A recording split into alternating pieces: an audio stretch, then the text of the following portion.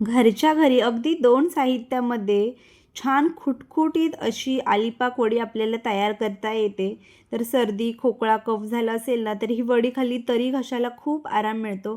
तर त्यासाठी मी इथे पाव किलो आलं घेतलेलं आहे आणि रात्रभर पाण्यामध्ये भिजत घातलं होतं. सकाळी स्वच्छ धुवून घेतलं आणि असं थोडाफार त्याच्या गोल चकत्या करून घेतल्या. इथे बारीकसुद्धा कट करून घेऊ शकता आणि आपल्याला बघा अशी पेस्ट तयार करून घ्यायची आहे मिक्सरमध्ये. तर ह्यामध्ये मी पाणी अजिबात वापरलेलं नाही आहे, पाणी वापरायचं नाही आहे. मिक्सरमध्ये जितकं शक्य होईल तेवढं हे बारीक वाटून घ्यायचं आहे आणि आलं जेव्हा आपण बारीक करतो मिक्सरमध्ये त्यामध्ये थोडं ओवा घातला ना, तर त्याने टेस्ट खूप छान येते. जो ओव्याचा जो स्मेल असतो ना, त्याने खूप छान टेस्ट येते वडीला. तर एका कढईमध्ये 3 चमचे तूप घातलं आणि मग आल्याची जी पेस्ट आहे ना, छान अशी परतवून घ्यायची अर्धा 1 मिनिट इतकं. आता आल्याची पेस्ट माझी 1 वाटी इतकी झाली, त्या प्रमाणात मी 2 वाट्या इतकी साखर घेतली. म्हणजे जर तुम्ही पाव किलो आलं जर घेत असाल, तर पाव किलो साखर इथे लागेल. थोडंफार कमी जास्तसुद्धा करू शकता. आता साखर पूर्णपणे मेल्ट झाली आहे. ही बघा अशी पातळ अशी कन्सिस्टन्सी तयार झाली आहे.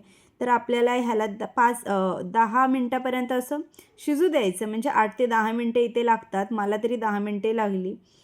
तर असं थोडं मिश्रण घट्ट झालं ना, की त्यामध्ये 1 चमचा इतकं तूप पुन्हा घालायचं आहे. त्याने एक वेगळी शाईन येते वडीला. तर एका प्लेटला मी आधीच तुपाने ग्रीस करून घेतलं होतं आणि हे बघा मिश्रण गरम असतानाच ह्या एका प्लेटमध्ये काढून घ्यायचे.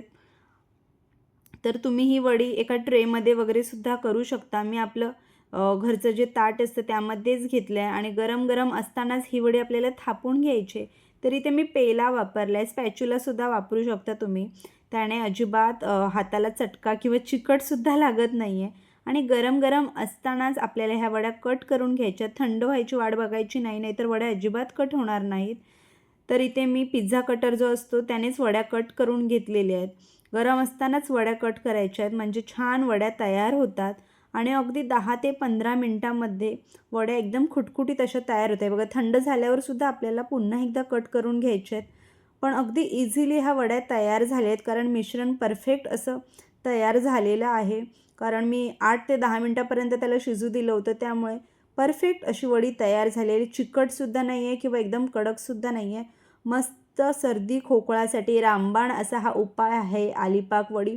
तर बऱ्याचदा आम्ही गावी जातो ना ट्रेनने वगैरे, तेव्हा ट्रेनमध्ये तर बऱ्याचदा ही आलीपाक वडी मिळते. पण आज म्हटलं आज आपण घरी ट्राय करूयात आणि म्हणूनच तुमच्यासोबत ही रेसिपी शेअर केली. कशी वाटली रेसिपी कमेंट्समध्ये सांगा. व्हिडिओ आवडले असेल एक लाईक करा आणि वडी खायची असेल तर ही रेसिपी नक्की ट्राय करा. चलो बाय बाय.